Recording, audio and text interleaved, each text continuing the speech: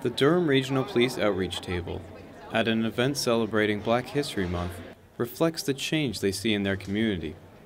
With immigration increasing, Durham Region Police hope to have that diversity reflected within its ranks.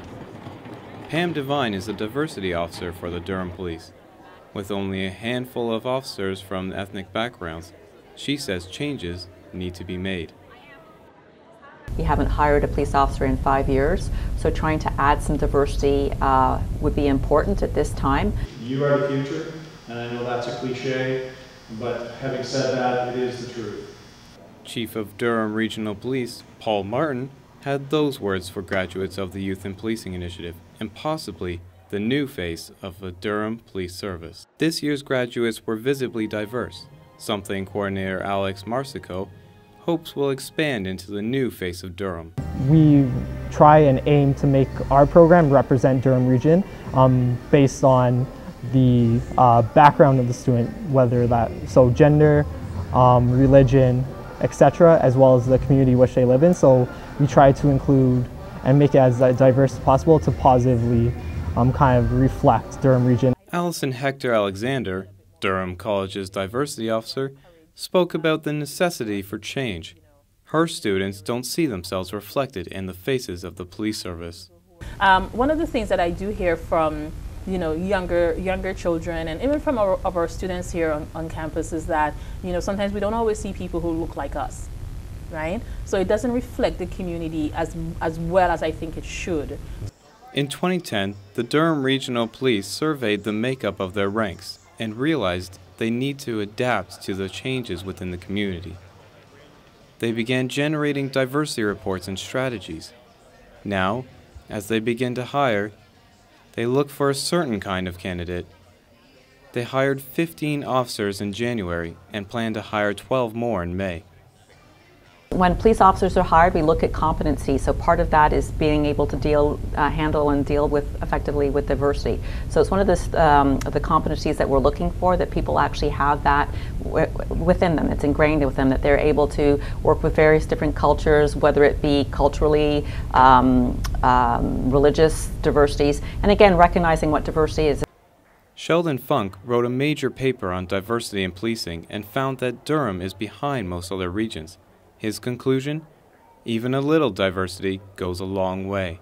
Many of these studies that I came across over time said that the specific people who were interviewed, it didn't matter if the police officers were reflective of their particular background, but that they were at least not a homogeneous background. A 2013 diversity report notes that out of the 20 languages spoken by its officers, 3 of the major ones in the area weren't spoken, including Urdu, Tagalog, and Tamil. That sometimes makes it difficult to connect with the community. For example, services are unable to be provided to certain ethnic groups because there's maybe a language barrier at play, that you have officers with those capabilities in order to be able to serve that community. The diversity report also targeted the importance of training officers to understand the immigrants in the area. Former RCMP officer Jason Vassell teaches police foundations at Durham College. The biggest thing that can go wrong if you don't understand diversity, religion, sexual orientation, cultural beliefs and practices, is that you can be offensive or misinterpret behavior as being rude. Diversity officer Pam Devine encourages more training, but doesn't have the funds. We're trying to grow and do different programs. However, funding is not growing. The amount of money that we're getting into specific budgets has not grown, so we have to work with what we have. In the meantime, Devine is starting by reaching out to communities.